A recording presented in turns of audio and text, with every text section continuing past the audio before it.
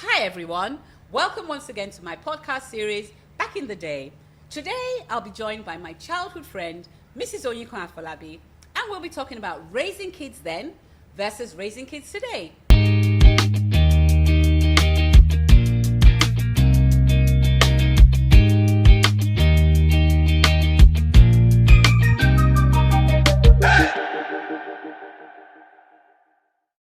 Hello, Onyekon. Hi, Joy. It's really strange that we're here, right? I know. Welcome to my podcast series, Back in the Day. I'm really glad to be here. And Thank you for inviting me. Thank you for accepting to come. It's always a pleasure. And you look wonderful. So do you, Good. as always. So, we're going to be going down memory lane. And, you know, because we're friends anyway, a lot of it's not going to be alien to us, but we're going to share with the viewers about, you know, our growing up. We went to the same secondary school, so I've known Onyekon for a very long time. And, we're just going to be looking at how it was when we were growing up raising kids vis-a-vis today. Versus today, and because you're also in that space, so I thought, who better to call on than you to come and, you know, enlighten us on some things that we're not clear about, but as well as having a good time. Very, very important that we have a good time. So what would be your first impression about parenting back in the day? What comes to mind?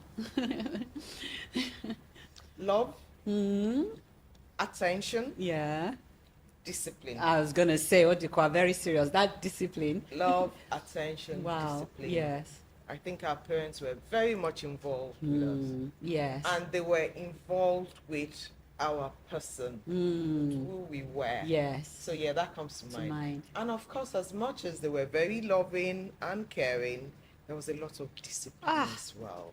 A lot. A lot of discipline. A lot. And when I say discipline, I don't mean punishment alone, but you know, just the way they just put us in place, sometimes with their eyes. I was going to say that. Sometimes just by moving their foot like that, and even a deep breath. Yes. And you know, it's funny you should say that, Onyekon, because I will tell you about an embarrassing moment. I don't know what came over me. Maybe I was hungry. You know, because they'd always want us not to eat outside. And we went to this family friend's house, all of us, all my siblings, my mom, my dad, and they went around and asked everybody, Shoma Jao, are they going to eat? And everybody said no. It came to me, I said, yeah. Like you said, my mother looked at me, and they had to go and cook that food from fresh. They said they're going to go and put rice and boil it, and I should be patient. So when they left the room, my mom said, you are finished. I don't know what came over me. So by the time they brought the food, I didn't want it. And the lady must have known, because she said they brought it on a tray, they set it. My mom was saying, she'll eat. Just set it for her, she'll eat. They did not bond me well to take one spoon of that food. Well, you can I'll tell you, something similar happened with my children and I. So my youngest child, she's now 29. I was taking them out. Back then, she was about 6, 7. And I'd said to each and every one of them, I said, have your lunch now, have your drink, and use the restroom. Because my mom always said to me when we were younger, don't go into people's homes and saying you want to use the toilet, or you're thirsty, or everything that you need, do it before you leave home. So we got there, and it was a family member's home. Like someone I'll call my grandma. And she offered them food. The older one said no. My younger, he said, my mom said we should not eat. Oh dear. I was like, yeah, what am I going to do? What am I going to say now? So I just came out playing. I said, you know what? They're at that age where I need to train them. And I could not bother saying to them that this is where you can eat and this is where you cannot eat. So you just have it that we're leaving home, we eat, we drink, we use the restroom, and you do not eat anyway. So it wasn't your home in particular, Grandma. Honestly, I would never have said that to her. But, you know, so that was you know, what helped me there. Yes. You know? And you know, when we sit down, because we do that a lot when we go out with the rest of our group, and we talk about upbringing and, you know, and all of that, you know, there was some really good times, you know, like you said, there was love. You know, I've always shared, and you know this, my upbringing was a lot of discipline, a lot. You know, my dad was Yours was discipline? Oh, really? But my dad was a bit too heavy-handed, especially on, well, I guess on all of us, because we used to say the boys and the girls, because there were three of them and three of us. So we used to say the boys and the girls. But the boys were allowed to go out. We were not allowed to go out, you know, and that kind of it was tough as a teen, you know, growing up. But, you know, that was how they knew how to do it then. But, you know, when we look at that, their parenting skills, we can't get away with doing 1/10 of that with our children. No way. We can't even, that gender issue, just leave that out of it. There's nothing like boy or girl. No. We're not supposed to say, admit. Even if we know we're thinking it and we're bending towards it, it cannot come out in the forefront. No, it can't. But yeah, my parents were strict as well. So my home it was just my brother and I. So there was boy and girl. Yeah. My dad was in the army. So. Oh, my dad was in the army as well. Yeah. Those army men. My dad was strict, but there was structure in the way he was strict. Okay. So, and my mom was just very soft. She was very tender. You know. So at least there was a balance. There was a balance. But one thing that, as much as my dad was strict, he let us have a voice. So, if my dad, as a matter of fact, we would rather that he spanked us or he punished us than they talk. That's what a lot of us, for everything that we did, my father always wanted us to justify why we did it. Okay. So it was never, you couldn't get away with, oh, I'm sorry, Daddy. Yeah. Next time I won't do that. I need you to process what you did. Okay. Why did you do it the way you did it?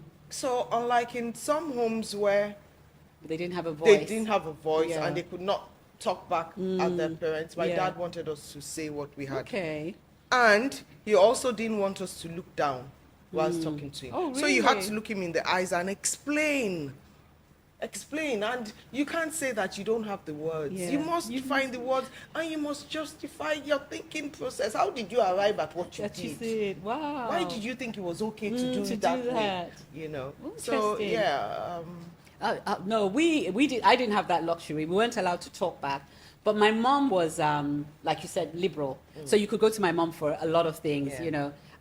You daren't do a lot of things in front of my dad. It was just a no-go.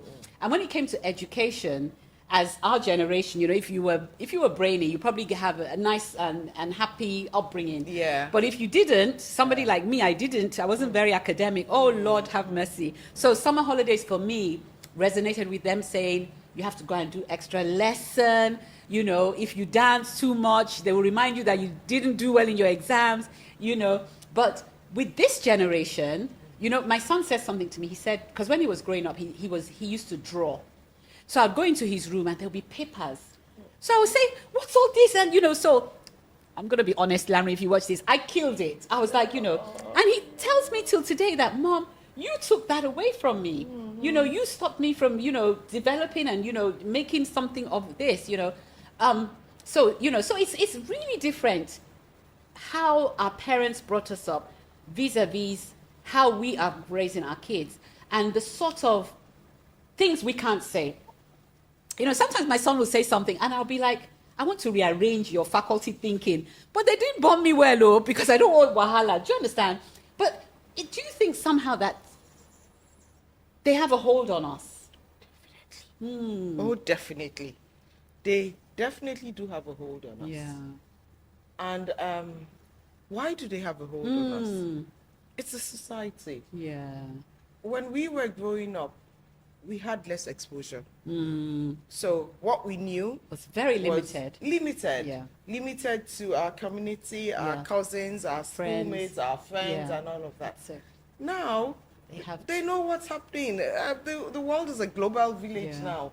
They know what's happening everywhere. Yeah. They know what is supposed to be acceptable and unacceptable behavior.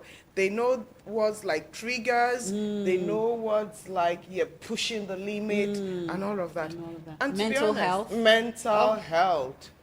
And to be honest with you, as much as some of us as parents, we want to say, I'm not going to take that from you. Deep down, we are also thinking that, what if? What if I push more than I should push? I don't want to live to regret this. But so it's about striking a balance. Yeah.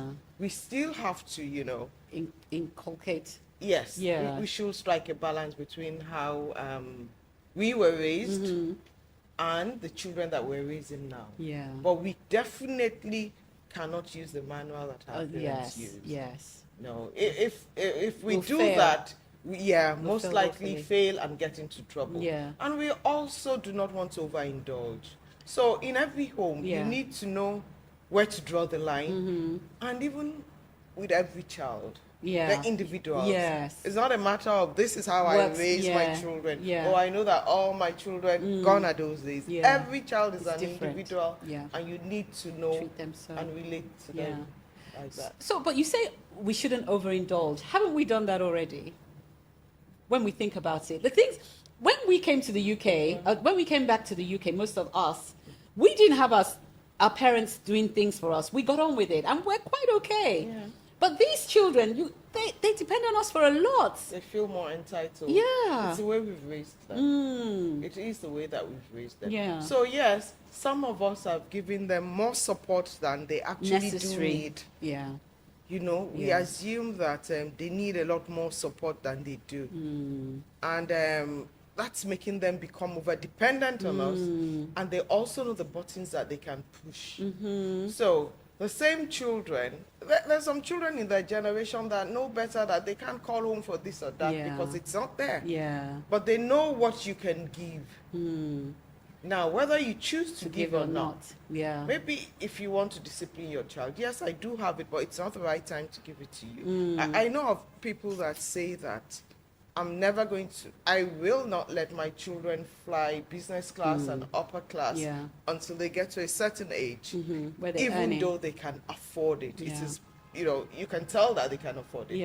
And of parents who, they cannot afford it, but they will struggle to do it. So children from these homes, this one knows that it's a no-go area in my home. It's just the way it is, not that we can't do it. And the other child is telling you that, my mommy will have to find a way. I know that she will find a way. So it really depends on the values that you choose to put into your children, instill into your children. I always say jokingly, there's no manual for raising kids. You can't go to page 58 and check, And you can see, I only have one, so mine is quite different, And in some ways, that's even harder because, they don't have siblings where they can bounce things, or you can't even call the sister and say, speak to your brother, it's just them.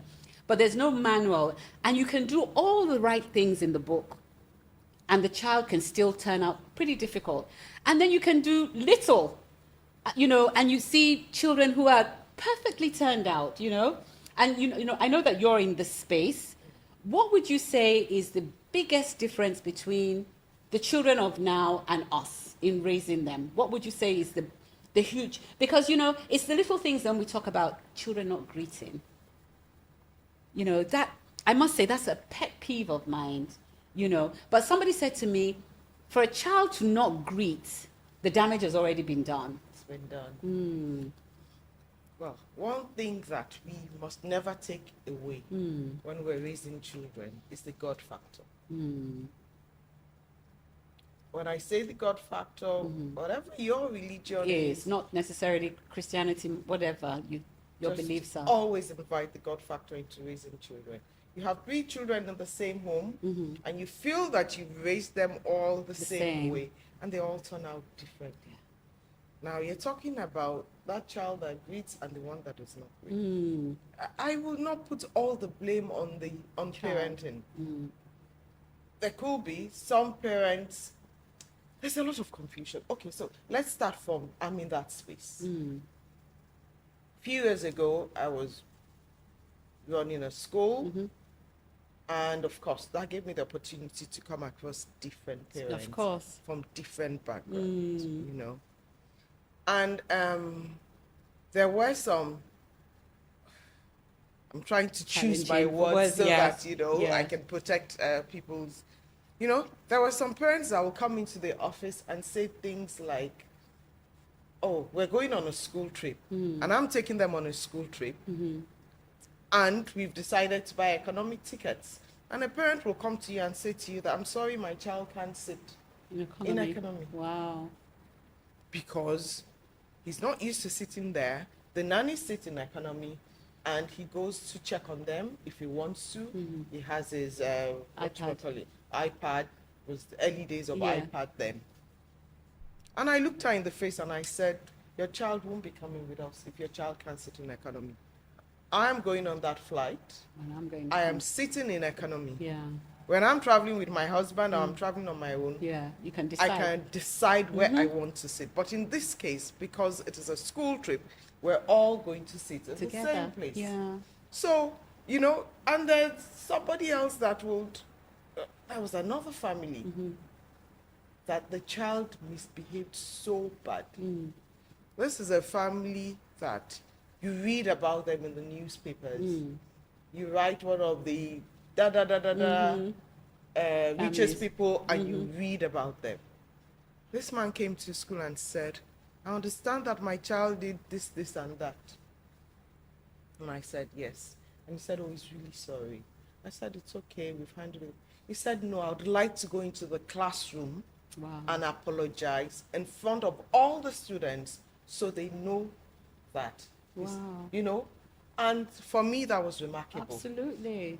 It not like it was supposed to be that remarkable, because it was the proper thing to do. Yes. But coming from the generation that they think that we should spoil or over pamper because they want to make up for what they missed. Some parents are making up. Okay, now back to where I started from. So you find people that were coming from different parts of the world. Those days, where the school was located was a new area, you know, was a new town where people were rushing into. And some mothers will come and say, I hear this is how they behave here. I hear this is how we're supposed to be. So some of them knew that they may not have been comfortable with what they were doing, but they wanted to blend in. And in blending in, they were ruining the children. And the people that they thought they were blending in with, some of them knew the right thing, and there was a lot of discipline. So it's all about the individual, what you choose to do. There is pressure, but it depends on. Okay, so let's go back to discipline. How would you say, because, you know, a lot of when we look back at when we were growing up, some of the parents took it a bit too far. You know, and then you hear our children saying things like, Mommy, why are you so angry? Why are you so angry, you know? And they you know, they relate it to that, the way we were brought up. But if you don't discipline, and then I was speaking to somebody else in your space, and they said that you shouldn't have to discipline a child the way we were disciplined before. That if you really want to discipline a child, you should start talking to them. But the Bible even says, spare the rod. Absolutely. And spoil the child.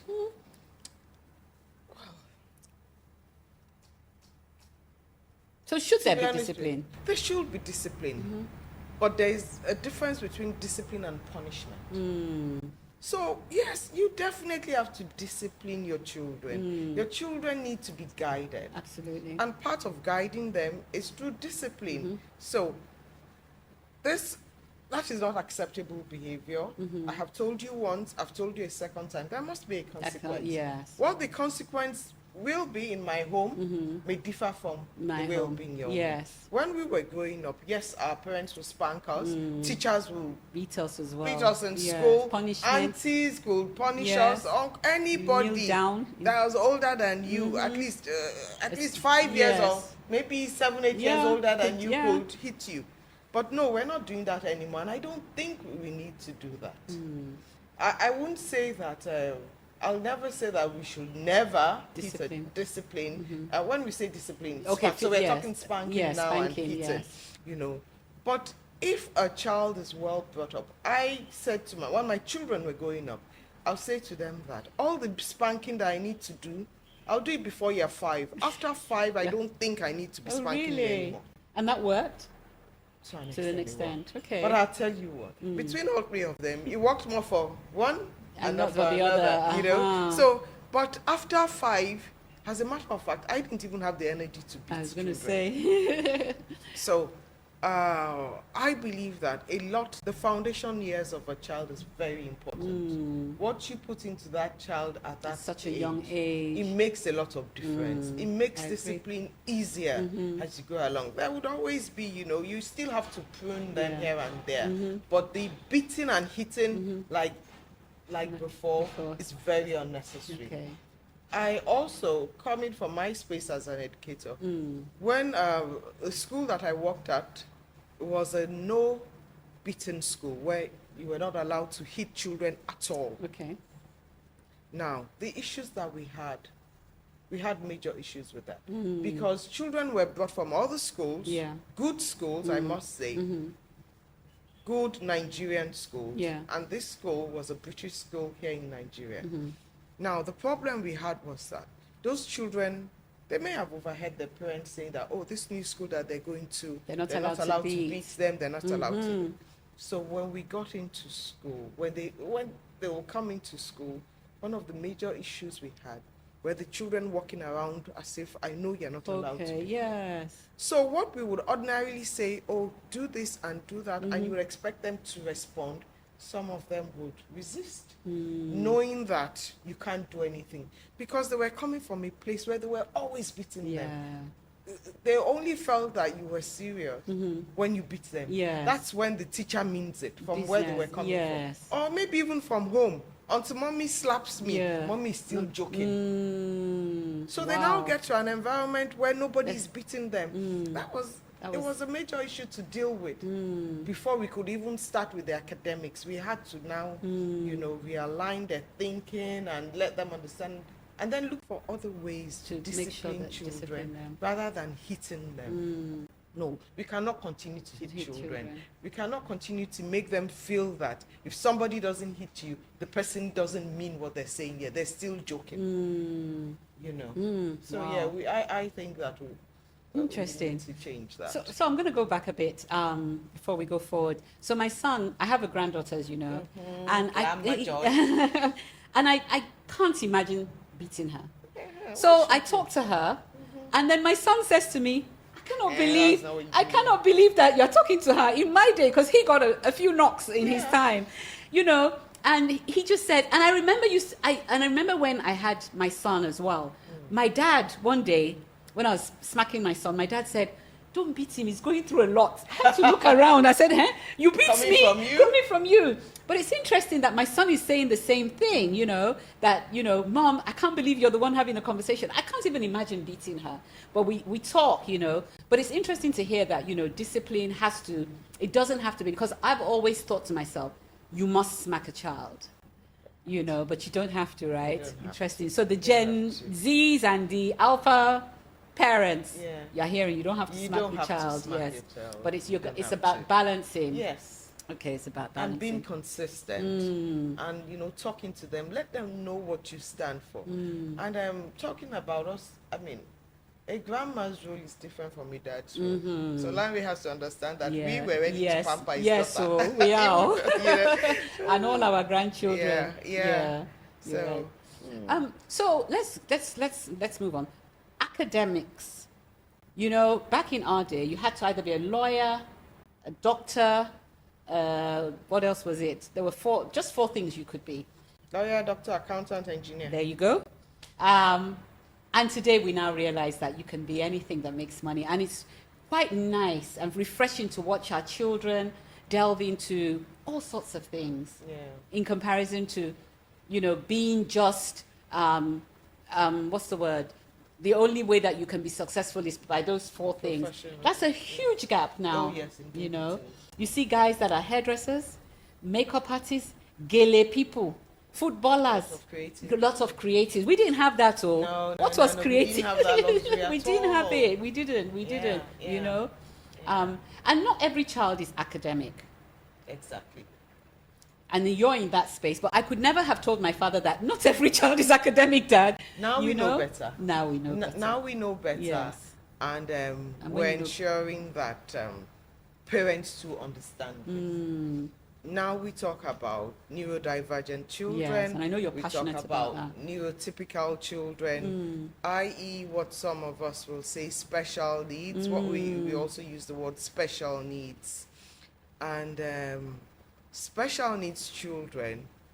Which is something we didn't see a lot of when we were growing up. We did. Did we? But we didn't recognize it. And we labeled them. Yeah. And they gave them other names. Yeah, not nice names.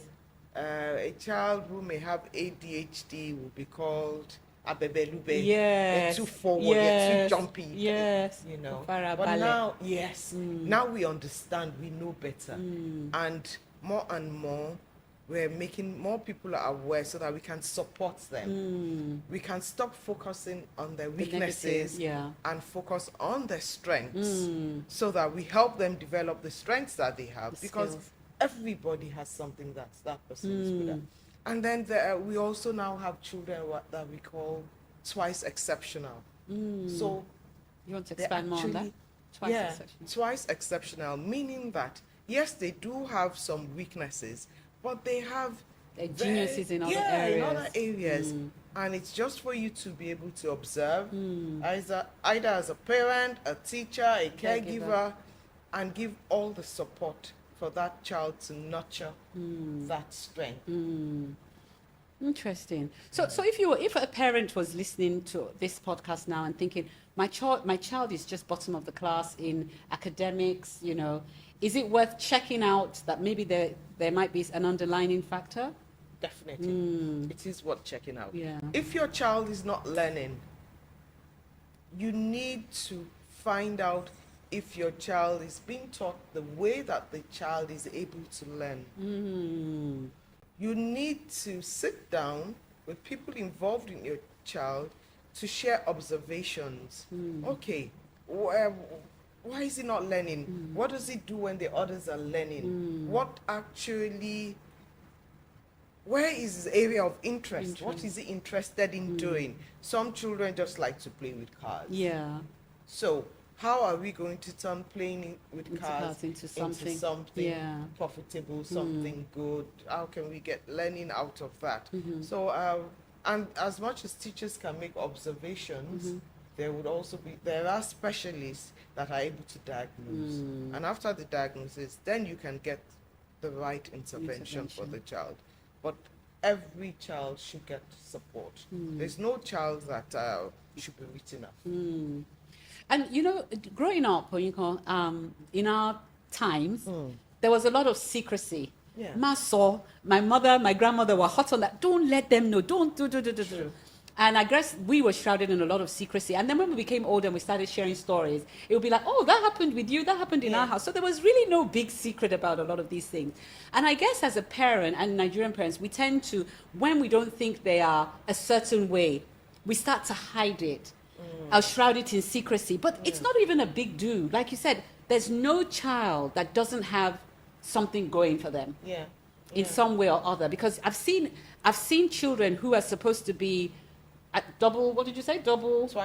twice exceptional, that probably can't speak, but they can play beautiful music or they can draw phenomenally well. Do you understand? So, you know, that era, I guess that era is different. Yeah. And as you were talking, I was just visualing my dad, you talking to my father, saying all these things. My father would have said, oh God, he'd be rolling in his grave because the sort of discipline that he disciplined. You know, he would do things like he would say to us when he's getting ready to go out, he would say, we should all line up.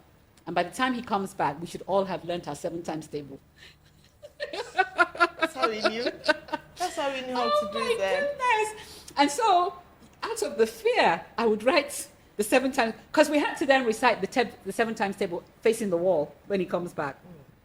So he will come back and then say, we should all face the wall and do it. For some reason, Claire and Tony always got it. I don't know how they figured it out. Leslie and I, nah. So I started to write it. Then I would say 7 times 1 7. Then he would say turn round, and of course he would say show me your hand, because he was written there. Oh, so you know, it gladdens me that I'm older now to know that. And you know, as also when I was growing up, my teachers always had the same report to my dad.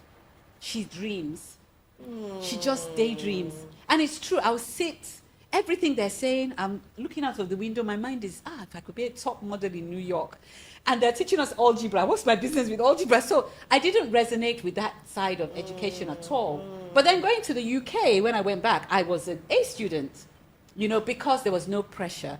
Because you could go home and do your assignments at home.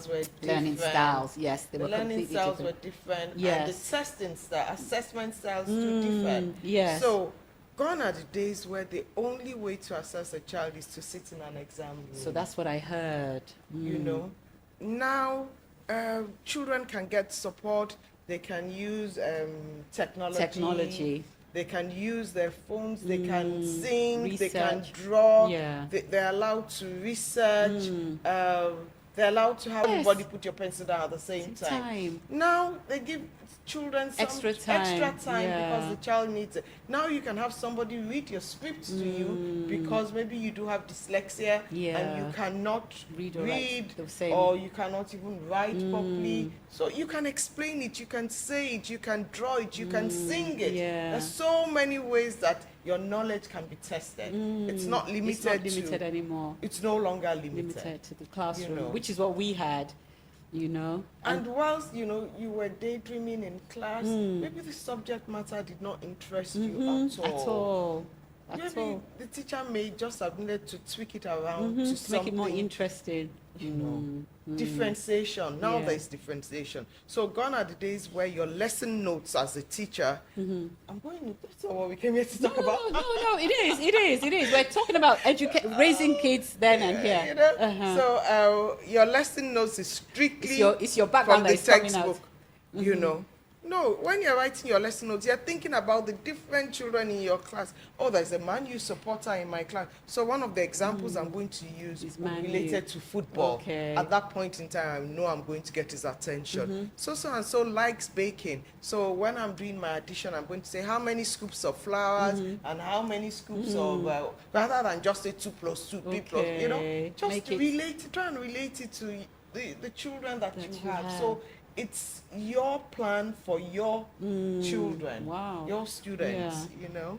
You know, I was talking to Tireni, and she said, so I was asking about school, and I think I even shared that with you, and I said, what's your favorite topic? And she said, oh, Grandma, I have no interest in. She said she has no favorite subject. She's not interested in school at 7, you know. But she's always on her iPad. She's always researching. She's always, you know, obviously she's a, what do we call them now? An arts person, you know, she's like that. Okay, let's talk about some social things.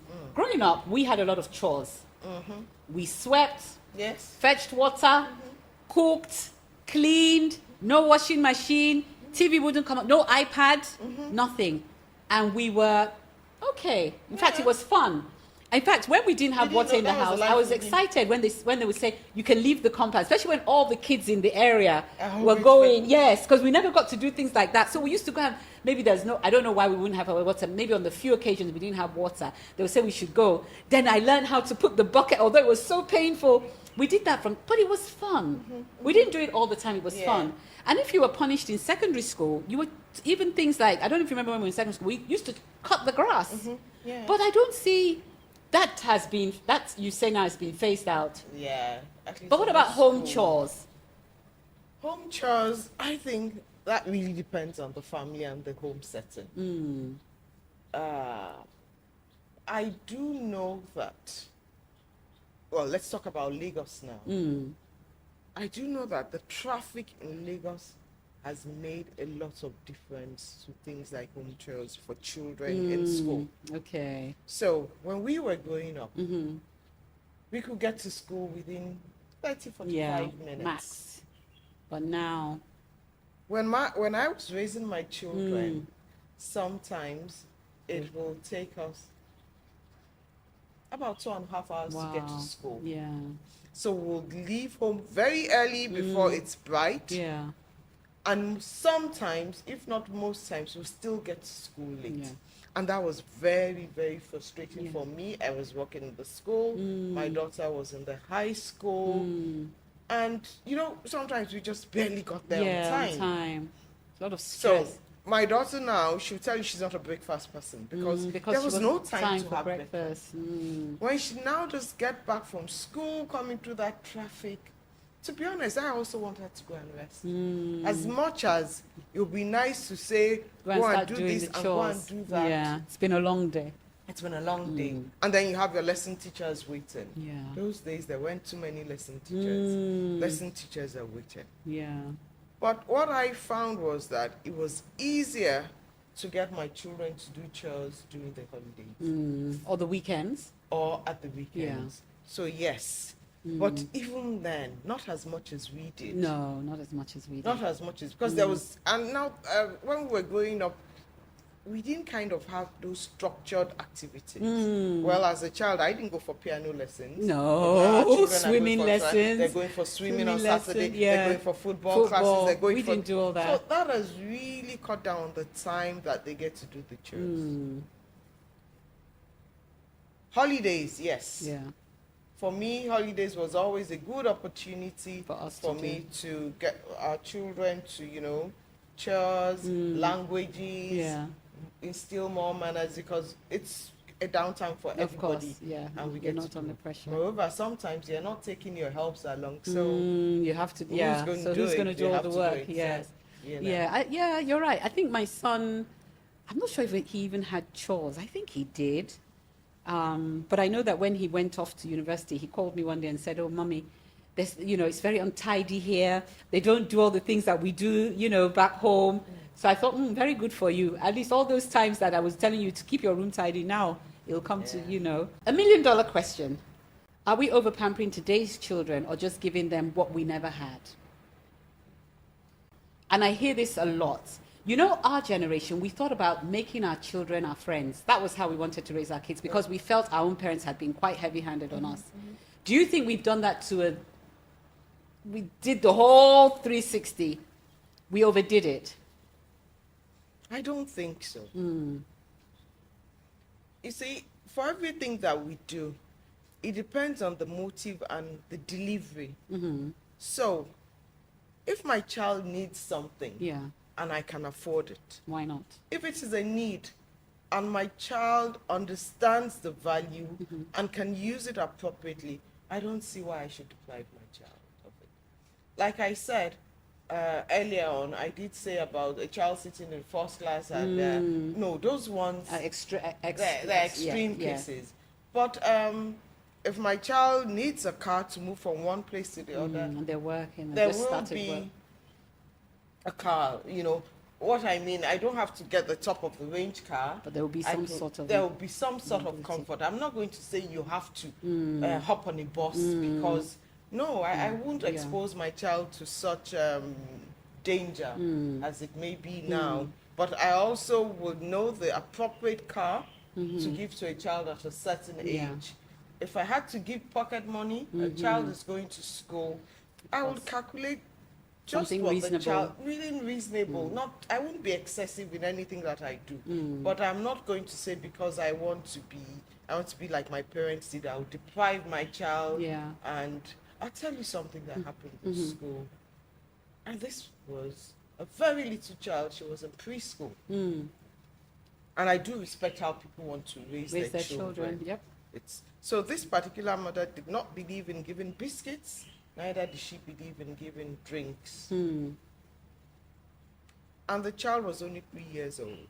3? Yes. She will pick something and go behind the chair and go and eat from somebody else. Now, at an early age, I felt that that child was being set up. Because there were other things that she could have used to substitute. I said to her that, yes, you don't want to give Ribena. Can you squeeze some fresh orange for this child? She said, no, it's just got to be water. Can you, we just thought about alternatives, but she wasn't having it. She wasn't having any. Even when the child was going to pick other people's food and eating, and I did call her attention to it. So, I mean, I don't think that we should, even the Bible says that you should not provoke your children. For me, that is a bit of provocation. It was an extreme thing. And I do respect people who have strict diets, but Just balance. Have a good balance. A balance. So as we begin to wind down, because there's never enough time for these discussions, and I'm sure you'll be back as well. We'll talk some more in another episode. It's because you spoke about birthdays. Do you remember when we used to celebrate our birthdays vis-a-vis birthdays today? It's ridiculous in some places. Yes, now. I heard. It is ridiculous. Yeah. So I don't recall that I even did a birthday. Maybe I took minerals to school. Yeah. I think they packed my hair, put ribbon to make me feel like the birthday girl, and we took biscuits. Yeah. That was it. Like and then yes, we did. and then you take a cake. Yes. But I hear today, it's a competition going on between parents. Like we always say, those days when we were growing up, you would take a birthday gift to the celebrant. Yes. You were not really, we would get party packs, but you were not expecting gifts like that when you go to a friend's party. No. It's the other way around. It's the other way around. And I keep talking about, a school setting where I've worked before. It got to a stage that we then said that, you know what? No more birthday cakes. Oh, wow. And for me, right, well, not no more birthday cakes, but you have to cut it into slices. Okay. That didn't really sit well with me because I enjoyed as a child standing in front of my cake and everybody singing take a and picture, cutting, and you be, the best friend of everybody for that week day. and that day. But when the gifts started coming, we now got to a stage that we said, whatever does not fit into a party bag, do not bring it. Because it was getting bigger and bigger and bigger. And that is a bit over the top. So it's really all about striking a balance. Balance. Yeah. Balance, It's about the balance. But times have really changed, all right? Oh, We can't even begin to compare. So now what we have the millenniums. Yeah. We have the Gen Zs. We have the alphas. And there's one after that, I believe, but I can't remember what it is as. And we are the what? Gen X. Yes, we're Gen X. Our children are Gen Z, millennials and Gen Zs. And then we have the grandchildren who are probably going to be the alphas. And we growing up, we didn't have any category. Nothing. It was like that. Grandparents, us. Yes. I remember something that happened very quickly before we went. So, my brother and I, there's just a year and a half between us. He had just finished his O-levels. He was feeling very, like a big boy. Yes, and all that. as you do those days. My parents had traveled, and he said to me, let's go and visit a friend down the road. So he took the keys to the car. Oh, which a lot of them used to do then. And he drove, and I was sitting beside him. My brother. So we got to our friend's house. His parents were sitting on the balcony. They were reading the newspaper, mommy and daddy, and they see us. Oh, hello, how are you? Tosin, is that you? Yes. And come. And then they said hello. We saw our friend, and then they went down with us. Hey. And the dad goes, so you drove? You're a big boy now. How old are you now? I'm 50. Come. Let me see how you did it. Give me the key. Open the door. And he sat inside and said, give me the key. Let me see how you did it. My brother handed over the key. And he put the key in his pocket and says, you are not going back with this car. You're not going back with this car. Your parents are coming to take this car from here. Hey. That was trouble for us. So we went back home. Without the car. And there were no phones. There were phones then, landlines. Were there phones? There were landlines. So we went back home. Luckily, my uncle was there. And my uncle was, old enough. So we said, Uncle, this happened. Please come and follow us to come and collect the keys. A big man, he had his own children as well. So he puts us in his car and we go there.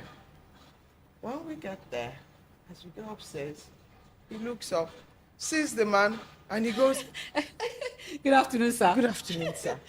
Because he was the president of the Old Boys Association of the school that he went to. So this was his Egbon. So I was like, mine is, and the man said no. Of course he couldn't argue with him because that was his senior of many. Yes. So we went back. Hey, when we got home, I told you my dad wasn't there. Yes. So when we got back, we now went to the grandma's. We said, Uncle could not collect. So grandma. Oh, yeah. And she had a friend that was staying with her. So the grandmas went with us. Okay. when we got there, again. Yes. This time it was now him coming out. Exactly. Take it easy, man. Yeah. And they were able to collect the key. Yeah. That's how Those it are the was. times, yes. It took a village to raise children. Our business was his business. Yes. He didn't, yeah. And he wasn't ready to settle for just an uncle. But grandma has the final say. He also had to give that regard. So, there's that culture. Yes. There's that community that, we grew up, we understood it. There were the unwritten rules. He would never have said no to the grandmas because he also had to let us understand that you have to give regard to people older than you and all of that. And that has stuck with me since I was a child. And that was such a lovely thing. If you go out and you wear a certain dress that was, and I think we should touch on that before we round up, and somebody tells you off, they don't born you to come and tell your mom that Auntie so-and-so told me off because of you. She'll say, Kini no. Yes, Let me see you went what to you disgrace, want. you disgraced me. You say, if I can't train you, they will train you from outside. And, just to round up, I just want us to touch on the dressing of this generation. Touch it. Again, we can't talk. Well, to be honest with you, I do know that a lot of mothers talk. A lot of them do talk. But whether the children listen or not. Because I look at some children, the way they're dressed, and I know their moms, and their moms are not Of dressed course, like that. I say that all the time. And something that I know happened in our generation, I know that there were friends of ours that would take something out of the house. Where of course, yes, change your T-shirt and all of that. And the parents will never get to know, right? Yes. But now, unfortunately, everything that they do, or fortunately, I'm not going to say unfortunately. We can see. We can see. Yeah, you see everything. And somebody else can see. And it goes round. And within a minute, boom, you've seen it. You got the video, the whatever. Yeah. So, yes, parents do talk. Maybe some don't, but a lot do talk. It's for the children to listen. And that's why I said that we cannot take away the God factor. Yeah. We cannot take away, that culture in our home, instilling it into your children. I'm praying that if you have 3 children or 4, all 4 of them would listen and abide. Sometimes there'll be that one that you still need to pray and fast for. Yes. I think the whole thing is stay on your knees. Stay on your knees. Stay on your knees. Stay on your knees and raising children in everything that you do. They're wonderful. Our children are lovely. We love them. But this generation is the ones that have given us a lot of challenges, and also helped us to reprocess some of our thinking, because they're not entirely wrong in some of the things that they say, but they're a lot. Sometimes they can be quite, the other day I was watching a wedding, and I don't think it was Nigerian, I think it was African. And all the flower girls, is that what they call them now? The Ashwebi ladies. They just covered their nipples. That was it. everything else was out. And I don't even know how the boobs stayed, because they were jumping. But the boobs stayed intact. I was fascinated. But I said, this can't be right. If we see wrong, let us say it, there's fashion. Very indecent. That's the word. It is indecent. And I don't know how we got to the stage where we think that indecency is okay. It's not okay. Less is more, But we continue to pray for our children, and we won't stop talking. We won't stop talking. We won't stop. We mustn't stop talking. Yeah, we mustn't. And I think that's the key, Any last words? We've come to the end, unfortunately. I always say when we have these podcasts that, time is never on our side. Yeah. But it's also wonderful. I love going down memory lane. I love having somebody like you here we've known each other for how many years? 45.